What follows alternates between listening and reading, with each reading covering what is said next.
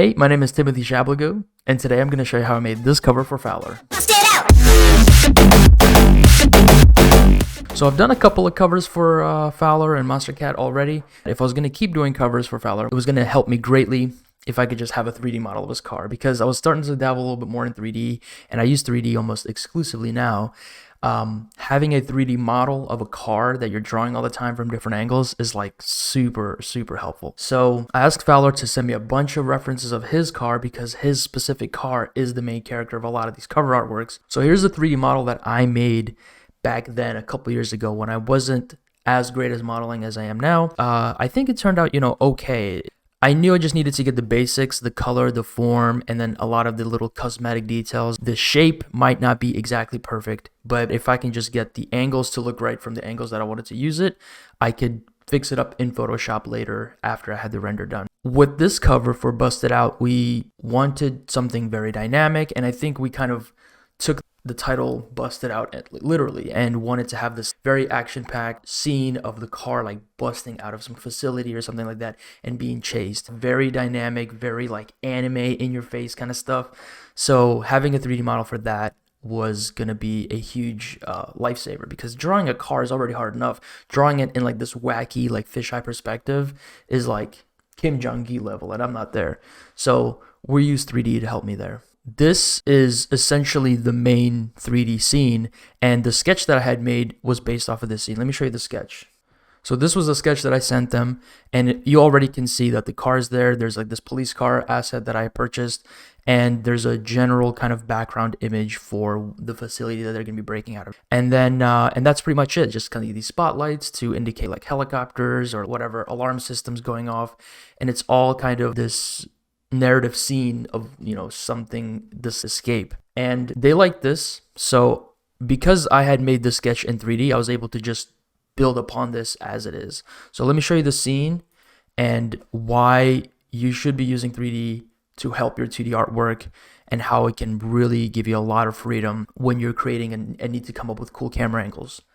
So again, because this was in 3D, I was able to set the camera really low on the ground, see how that looked, play with that composition, and play with like the balance of everything. So I'm going to hop out of the camera and show you, this is essentially what the scene looks like. Yeah, it doesn't look like a lot, but a lot of the detail and a lot of the like zhuzh comes from the textures and lighting, and you'll see that in a second. So this is the scene that is essentially what you get in the cover artwork. And this is the whole setup. It's kind of like a video game if you look at it. You go to photo mode in a video game, you can fly the camera around. It's really cool. You get all these kind of ideas of like, oh cool, if I had the camera down here, it would look more cooler. This is essentially the power of creating your scenes and setting up your 2D illustration scenes in 3D, at least for the very hard to replicate things, like things you can't get reference for. If I would live next to him, I could go to him and take pictures of his car from the reference and the lighting and everything that I needed. But because I don't have that ability, I need to use a 3D model as the like light catcher, the shadow catcher, the reflection catcher, like all of this information that's hard to come up with out of thin air.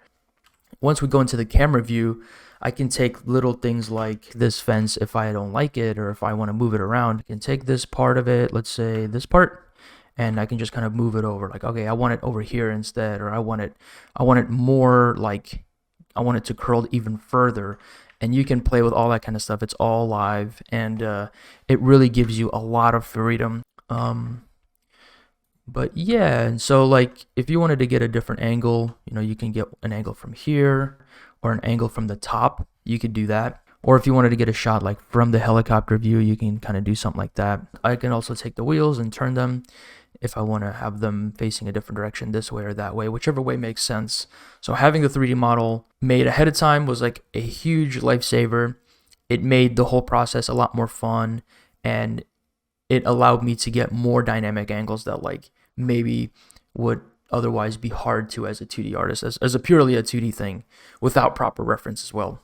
So once I was happy with this, I was able to render out just the car, just the police car, just the background kind of in layers. I rendered all of that out one by one and then brought that into Photoshop. So you can see that there's a lot going on. It seems like it's very intense, but if we start turning off all of these layers and all of these special effects, so I rendered out just the background on its own separate layer, and then I brought in like just the layers of the cars on their own layers. And then I started kind of throwing in these particle effects, the rain effects, and all these kinds of things. And I'm gonna actually link to where I got a lot of my particle effects and rain effects images.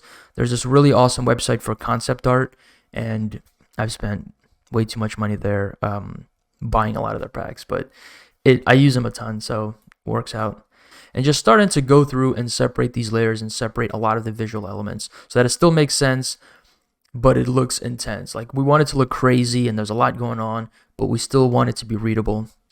So adding in some rim light to kind of separate things. And then this is kind of like where it gets kind of crazy. I layer in a bunch of like sparks and like fiery bits and things like that. And then I bring the car back on top, because like the car is different from the render. I'm fixing a lot of things with the lighting and how that's kind of working out. I'm smudging geometry bits that were kind of hard. And again, using the image just as a reference. And I'm looking back at photos and putting in like little details and little texture imperfections that I might have missed or I wasn't able to get in the 3D model at the time. So adding more lens effects, adding my layers. My Photoshop file is a little disjointed, like it's just whatever I feel like putting in at the time. Just make a new layer for it. So you'll see it's like sparks and photo elements and then painting and then like some kind of merging of the layers and erasing and all this kind of stuff. It's a mess. I'm sorry to whoever has to work with my Photoshop files, but I do try to. I'm better now. I'm better than I was before. All of these kind of like rain particles I added, like the big rain layer, a little bit of that stuff on the tire. I added this like glare for the headlight, and then after that it was just kind of like color balancing, adding like the water splashing, little things like that. I've learned how to paint water splash and rain like really well with all the work I've done with Pilot, so this was fun kind of using that technique on another project. And then I added this kind of like zoom blur that really focuses on the center. After merging all the layers together to really give it the sense of speed and motion and that's coming at you. I think it adds a lot of really interesting flavor to the image. And that's pretty much it. That's the final right there. I hope that was interesting. I hope that was educational for you. Or if you have any questions on my whole process and anything I might have not talked about that you were hoping I would talk about, do let me know in the comments. But until then, I'll see you later. Peace.